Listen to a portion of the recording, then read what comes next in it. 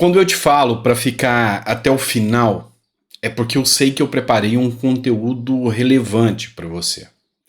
Então eu te peço para ficar até o final. Eu preparei 2 vídeos em especial. Um do Marcel Van Hatten, que é para você entender um pouco mais, refletir um pouco mais sobre o que está acontecendo no Brasil. E no final também eu preparei um vídeo do Abílio Brunini. Esse é para quebrar o gelo um pouquinho. É uma surpresa, uma pérola que eu separei para você sobre o que está acontecendo, sobre o que aconteceu na CPMI, sobre o que acontece no Parlamento Brasileiro. Mas, além de trazer esses 2 vídeos, a gente vai discutir muito aqui. Por exemplo, as indicações de Lula ao STF e as indicações, inclusive, que tiveram do Bolsonaro ao STF. Tem uma nova peça-chave agora que está com muito potencial de acontecer. E a gente precisa discutir sobre isso, porque a coisa é um tanto quanto mais grave do que você possa imaginar. Então, nós vamos falar sobre isso, sobre essa possível nova indicação do Lula para o STF. E aí a coisa pode complicar um pouco. Vou te pedir, antes de entrar no assunto, dá o like. Quando você dá o like, o YouTube entrega para mais pessoas. Então, é importante que você dê esse like aí para dar relevância ao nosso canal, curta e compartilhe. E vou tentar não me estender muito, mas esse vídeo com certeza vai ficar um pouquinho maior do que o convencional. Geralmente eu faço de 8 a 15 minutos, esse vai passar, porque realmente eu separei um conteúdo legal para você, tá bom? Bora começar? Bora entender o que está acontecendo? Vamos lá. Matéria do Diário do Centro do Mundo, um jornal de extrema esquerda. A gente conhece já esse jornal aqui, a gente acompanha e todas as informações que eles trazem, e eu digo para vocês, você tem que estar olhando o que é dito de um lado e do outro também. O Alexandre de Moraes disse ao Lula que Flávio Dino é um bom nome para o STF. Então teve uma reunião do Alexandre de Moraes com o Lula, e assim, já se conta quase que como certo o Dino como ministro do Supremo Tribunal Federal. Em conversa reservada com o presidente Luiz Inácio Lula da Silva, PT, o ministro Alexandre de Moraes, do Supremo Tribunal Federal, elogiou o ministro da Justiça, Flávio Dino, e disse que ele era um bom nome para o petista indicar à corte. A informação é da colunista Mônica Bergamo. Eu jamais imaginei, mas Flávio Dino, indicado ao Supremo Tribunal Federal, talvez faça você começar a ter mais afeição pelo Alexandre de Moraes. Porque uma coisa eu te digo, o Flávio Dino, ele é um homem que ele sabe usar bem o sistema a seu favor. A gente viu aqui, mandando a Polícia Federal investigar Eduardo Bolsonaro, investiga isso, aquilo, tá ali no entorno do trama dos atos do dia 8 de janeiro que a CPMI busca investigar. Então, assim, tem muita coisa que precisa ser desvendada. E o Flávio Dino, e aqui uma diferenciação, é que Alexandre de Moraes ele deixa bem claro, olha, eu tenho meus pontos aqui, mas eu não sou comunista. O Flávio Dino, por outro lado, já é bem claro, eu sou comunista. E aí, para aquele que sabe qual é o posicionamento, o pensamento comunista, tem noção do que vai encarar pela frente. O outro ministro que o Lula indicou, e já é ministro, é o Cristiano Zanin. Vamos deixar bem claro uma coisa. Apesar de tudo, a crítica não é a figura do Zanin, é a figura do que acontece de um presidente indicar o seu advogado, ou seja, o fato, porque a figura do Zanin não é polêmica, não é autodeclarada comunista, é um cara que tem uma atuação no mercado, pelo contrário, é até capitalista. É um cara que dialogou com os grupos evangélicos e mostrou um bom diálogo, teve até apoio. E eu não estou passando pano, porque o fato do presidente indicar um advogado dele para a Suprema Corte é escatológico, é teratológico. Não é isso que eu estou discutindo. Eu estou fazendo a comparação. O modus operandi de Cristiano Zanin com o que você está vendo no Ministério da Justiça. Pensa o poder que Flávio Dino hoje tem no Ministério da Justiça. Triplica esse poder por 10 e entrega na mão dele. É isso que a direita vai encarar a partir de então. O Paulo Bilinski, que é um deputado federal, ele fez uma postagem sobre essa matéria da Folha de São Paulo. Alexandre de Moraes diz a Lula que Flávio Dino é um bom nome para o STF. E o Paulo Bilinski disse, eu não sei nem o que dizer. E aí, vocês sabem que eu gosto de pegar os comentários de quem é do povo. O Diego Santos, que é um seguidor do Paulo Bilinski, escreveu: direita fraca e ridícula. Não conseguem fazer uma simples pressão no governo. Cada deputado, senador da direita, caindo um por um. Essa é a realidade da direita brasileira. E aí, o Bocatal escreveu: o STF é uma clínica de aborto. Bruno, o sistema já se vendeu, anda de mal a pior. E teve um que escreveu: parabéns pra direita. Tá deixando a esquerda fazer o que ela nunca teve competência para fazer. Ou seja, indicou 2 nomes, querendo a aprovação pro STF, sendo que Bolsonaro tinha o poder. Um deles, Cássio Nunes, você tá sentindo representado? E outro, André Mendonça, o terrivelmente evangélico. Pois é. Então, o que a gente percebe hoje é que, com a indicação de Flávio Dino, que pode acontecer, meu amigo, se você já reclama hoje de ausência de liberdade com Alexandre de Moraes, prepara pelo que está por vir ainda. Prepara, porque é potencializar o poder de Flávio Dino e muito. E isso é uma realidade cada vez mais próxima. Cada vez mais próxima. Vamos falar do Marcos Duval.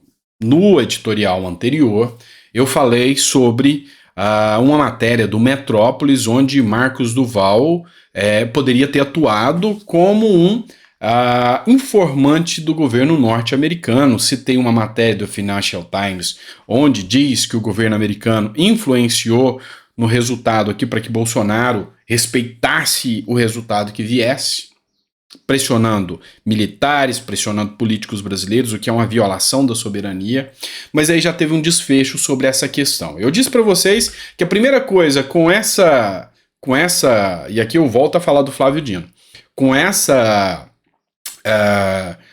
fala vazada do Marcos Duval, de que ele teria enviado informações ao governo norte-americano, a primeira coisa seria a Polícia Federal ir atrás e depois prender Marcos Duval. E aqui, o resultado disso aqui. Eu errei, por sorte, em partes, mas a Polícia Federal já atuou. Marcos Duval blefa em mensagens do WhatsApp ao dizer que se reportava à inteligência americana, aponta a Polícia Federal. Perícia realizada pela Polícia Federal no celular do senador Marcos Duval, que é do Podemos, aponta que ele blefava em mensagens no WhatsApp, que reportava à inteligência americana. Em uma conversa com o ex-deputado Daniel Silveira, que está preso injustamente, diga-se de passagem, o parlamentar afirma que informou a agente estrangeiro sobre um suposto plano para gravar o ministro do Alexandre de Moraes do Supremo Tribunal Federal. Duval é investigado pela atuação na suposta trama golpista. Para a PF, a interlocução com os Estados Unidos não era verdadeira. Na conversa com Silveira, o senador disse que foi necessário fazer relato à inteligência americana. E aí a Polícia Federal constatou que não teve nenhum contato com a inteligência americana. 2 pontos que a gente tem que inferir aqui. 1, é verdade, Marcos Duval blefou. Esse é o primeiro ponto. Segundo, se realmente havia qualquer vínculo do Marcos Duval com a inteligência americana falando sobre essa questão de golpe, será que a Polícia Federal entregaria e falava, realmente tinha um vínculo com a inteligência americana? Vincularia aqui, nesse caso, o Marcos Duval ao TSE, ao governo Lula ou ao Bolsonaro? Então, é bem provável que, se realmente existir, a Polícia Federal preferiria não informar qualquer coisa nesse sentido. Mas, no final das contas, a gente acredita na tese que é um blefe, né? Pelo menos é o que foi esposado pra gente. Bora lá, mais uma matéria. E esse aqui é o Ale Freitas, que é vereador em São Paulo, do Partido Novo. Ele fez uma crítica de um jornal que é de esquerda, que é o Correio da Manhã. Feminicídio. Daniela Carneiro, Ana Moser e Nízia Trindade. Lula vai guilhotinar só mulheres? A crítica que a gente expõe aqui é que a própria esquerda já está começando a separar do discurso de Lula. Eu trouxe no último editorial uma fala do Stedley, do MST. A análise que eu ponderei com vocês aqui é a seguinte: Lula tem uma base, mas essa base do Lula é uma base que busca benefícios pessoais. Por exemplo, o MST está criticando o governo Lula porque eles não conseguem invadir. E aí, cada um desses grupos, cada uma dessas bases que Lula tem, eles querem que a militância deles seja alimentada.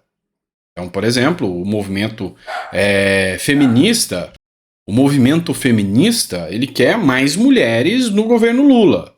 O movimento negro quer mais pessoas negras. O movimento das pessoas com deficiência quer mais pessoas com deficiência. É justa a briga de cada um cobrando pelo governo. Mas aqui, a queixa deles é que a cada momento o Lula frita, mas só frita as mulheres. E aí, o grande questionamento é: mas o machista não era Bolsonaro? Ou será que os discursos de Lula não condizem tanto com a realidade assim? Primeira questão que a gente usa aqui para comprovar isso. Uma matéria da Folha de São Paulo. Lula autoriza negociar Caixa e Funasa e discute trocas em bloco com o Centrão. Lula falou que não negocia com o Centrão. É o Centrão que negocia com ele. É diferente, é ele que tem os cargos para oferecer. Mas a grande questão é que o Centrão já conta como certo. E aí o Lula vai conseguir colocar a agenda dele, vai conseguir colocar o plano dele em ação a partir do momento que ele tem o Centrão ali negociando os cargos que ele precisa. Então, entenda, mais ministério é para Lula negociar mais. Não tem mais nenhum efeito a não ser esse. Matéria do Globo, de Lauro Jardim. Centrão já dá como certa a entrada no governo Lula. Veja o que pode mudar na estrutura federal. E é isso. Ou seja, Lula agora é Centrão, já não é mais esquerda.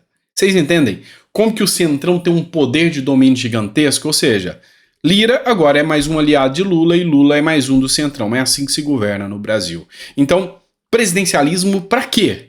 Vocês entendem a regra do jogo? Eu tô falando aqui porque isso aconteceu durante a gestão Bolsonaro e Lula achou que era o bambambam e que com ele ia ser diferente. Não é.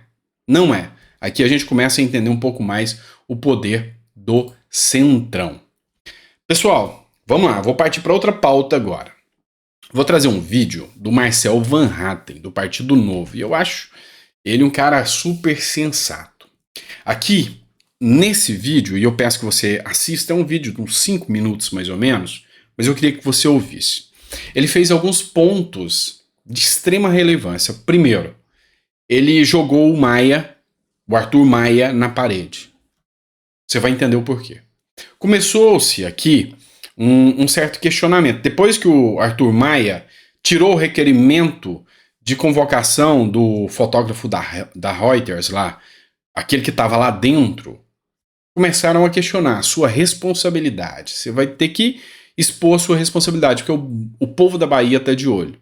Então, ele pressionou o Arthur Maia, ele mostrou um vídeo que mostra os ditos terroristas por parte do establishment. Enfim, ele fez muita coisa importante nesse vídeo e citou The Blow in the Wind, que eu acho uma música incrível do Bob Dylan. Eu vou tecer um comentário antes de entrar no vídeo. Eu sei que estou sendo prolixo aqui, conversando fiado com vocês, mas é só para expor uma coisinha que aconteceu na minha vida que eu achei incrível e tem a ver com essa música The Blow in the Wind, tem a ver com o Novo e tem a ver com o PT. E você vai ver que é engraçado o que aconteceu.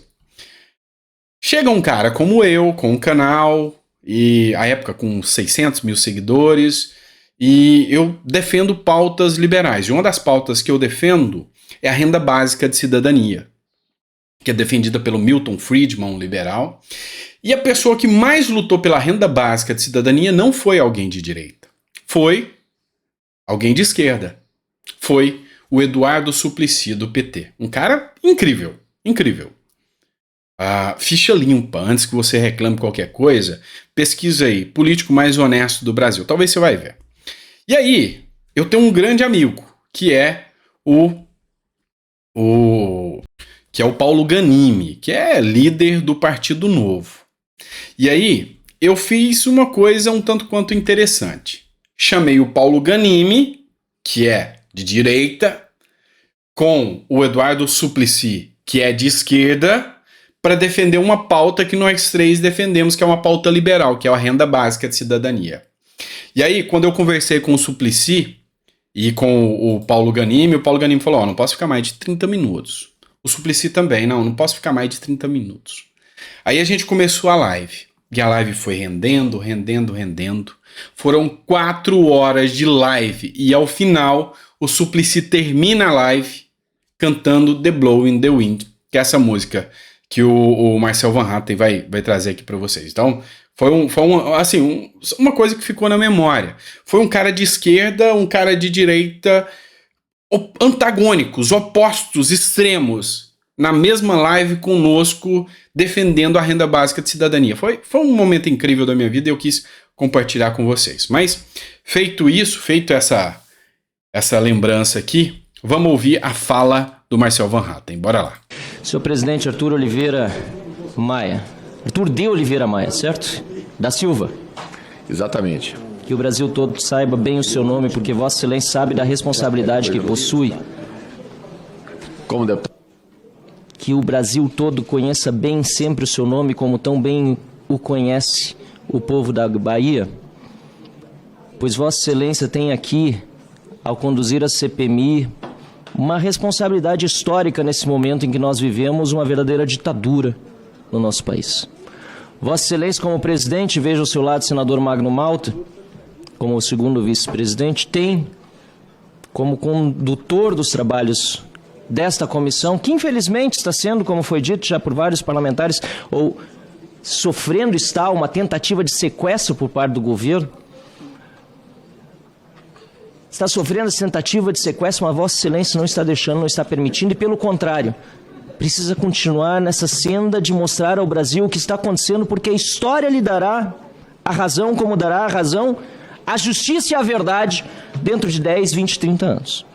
Aqui eu achei interessante o discurso do Marcel Van Hatten, porque ele utilizou justamente o argumento que eu usei numa editorial anterior, de que o Arthur Maia vem fazendo um trabalho interessante. Teve uma pessoa que deixou um comentário que, Santo, todo mundo que você fala que admira vira casaca depois. E o Arthur Maia começou a desvirtuar um pouquinho, mas a pressão em cima dele vai fazer com que ele ande. Por quê? Porque o povo tá vendo. Hoje tem as redes sociais para isso. E isso é interessante. Então eu gostei dessa fala do Marcel Van Hatten. O que nós estamos vivendo nesse momento, e não entrarei nem no mérito da testemunha ou do investigado que aqui está, porque utilizando-se do direito constitucional de não falar, está permanecendo em silêncio. Faça aqui as considerações em virtude daquilo que estão tentando imputar a pessoas inocentes e injustas que ainda presas estão e algumas sofrendo restrições de liberdade, homenageadas aqui pelo vídeo mostrado pelo deputado Eduardo Girão, que certamente tirou o chão de todo mundo. Pessoal, olha só esse vídeo. Também, viu? E você? E você, Ian? Conta pro titio.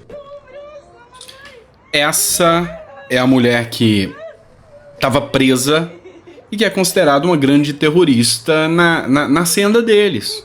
Uma mãe separada de seus filhos porque estava manifestando de frente aos quartéis. Não tem nenhuma prova que ela estava efetivamente lá dentro dos prédios dos três poderes. E essa é a cena que mostra aí uma grande terrorista e perigosa. Alessandra Faria Randon apareceu no vídeo aqui, senhor presidente Arthur de Oliveira Maia, da Silva. E infelizmente eu vi gente continuando olhando o telefone, olhando para o lado, enquanto outros sentiram sensibilizados aquilo que milhões de brasileiros viram pelas redes sociais quando esse vídeo foi divulgado. O senador Magno Malta e Vossa Excelência esteve comigo na Papuda e também na Colmeia, onde encontramos essa senhora e tantas outras que estão injustamente sofrendo esse processo absurdo. E me lembrei de uma música de Bob Dylan, de 1962, chamada Blowing in the Wind. Essa música é linda. E lá pelas pessoal. tantas, da metade pro fim da música, ele pergunta: How many times can a man turn his head? and pretend that he just doesn't see. Quantas vezes uma pessoa pode virar sua cara e fazer de conta que não está vendo?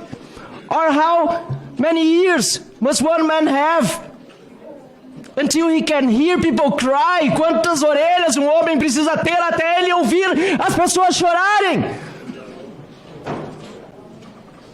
Senhor presidente, o que nós estamos vivendo no Brasil é um absoluto absurdo.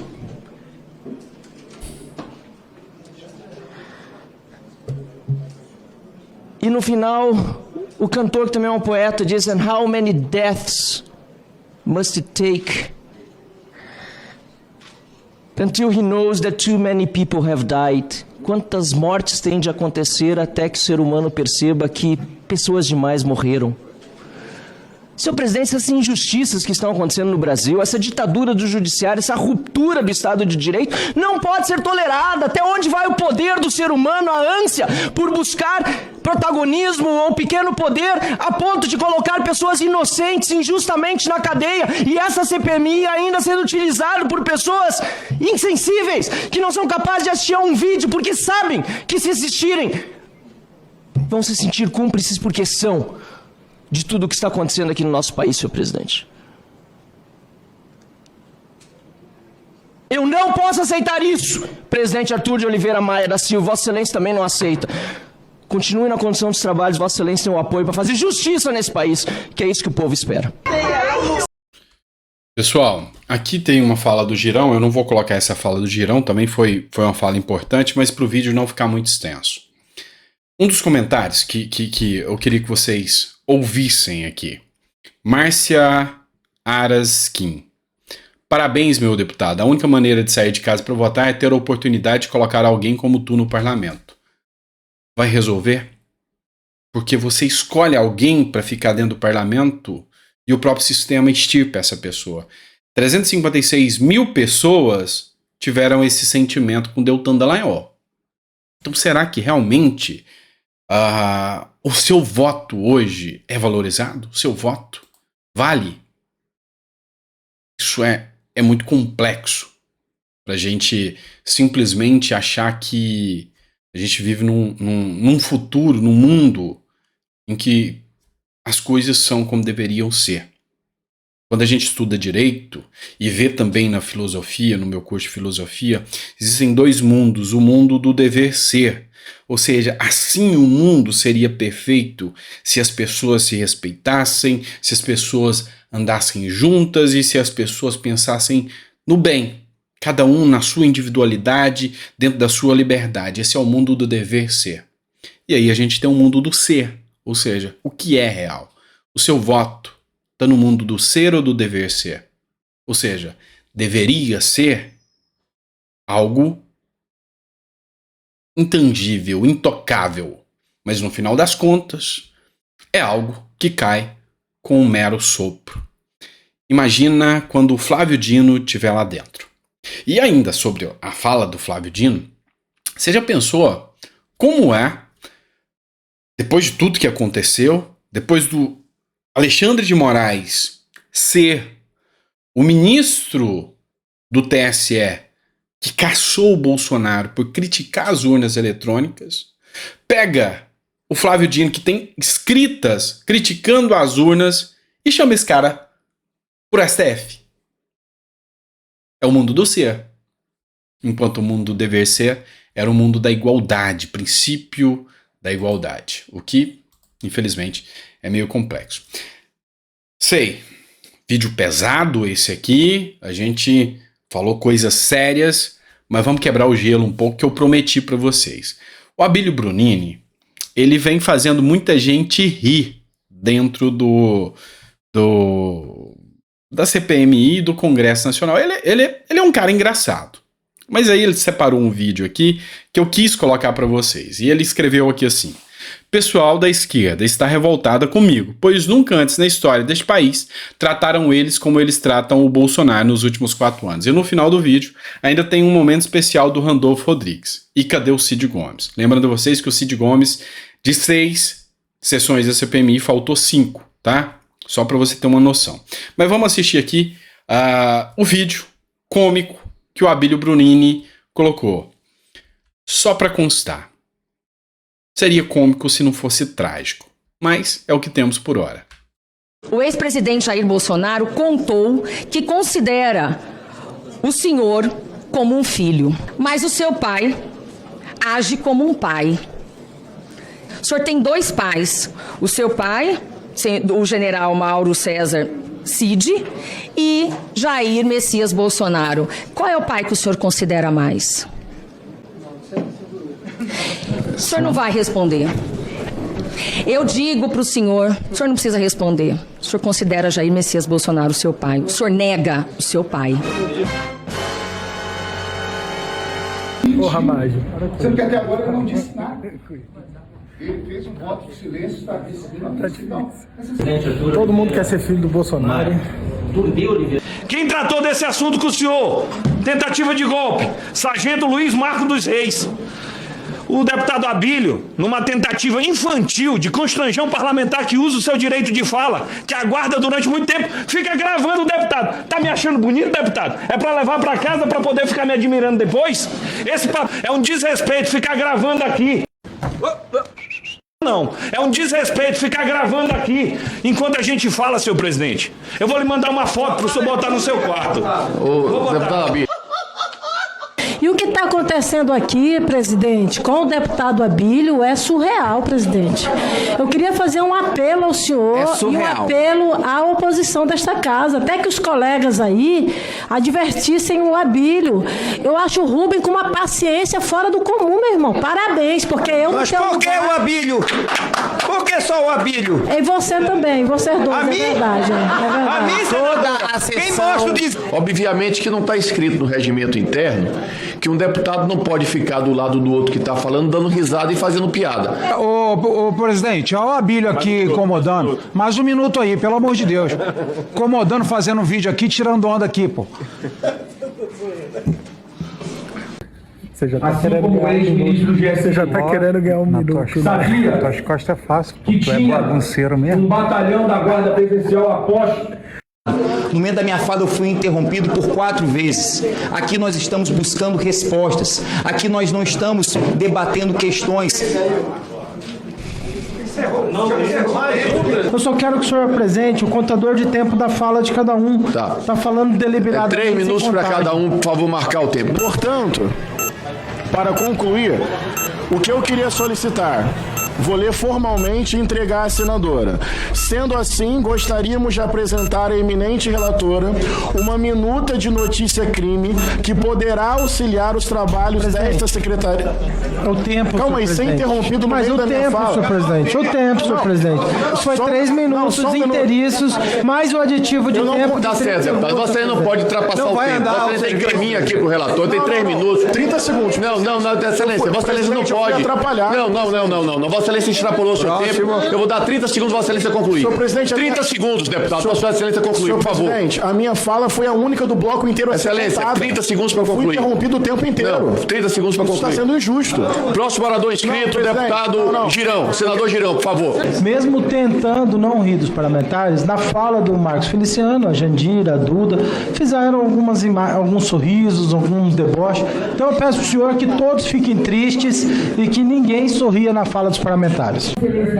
Apresentou o número de requerimento. O número da pauta ou o número do requerimento? É o número da extra-pauta, da pauta que está aqui, o número da pauta. Então, de 1 a 9... Muita falta, não vou conseguir te representar. Volta logo. De mais uma vez, como não membro, estar mais presente que o Cid Gomes aqui nessa CPMI. E aí o senhor me pede para não rir, né, senhor presidente? Que não é para fazer deboche, que não é para rir. Mas onde está o Cid Gomes? Que brigou tanto para ser o primeiro vice-presidente. Deve estar patrolando alguém no Nordeste aí. Essa é a cereja do bolo. Você também, moleque. Você é um moleque, rapaz. Você é um moleque. Vem, deixa eu meter a mão na sua boca, seu cadê? Quer meter a mão na sua boca? Vamos na sala das duas. Vem cá. Vem cá. Vem cá, moleque. Vem cá, moleque. Vem cá. Faz o que der, você. Vem cá, molequinho. Vem cá, molequinho. Vem cá, rapaz. Vem cá, moleque. Vem cá, rapaz. Vem cá. Faz o que der, você. Seu moleque.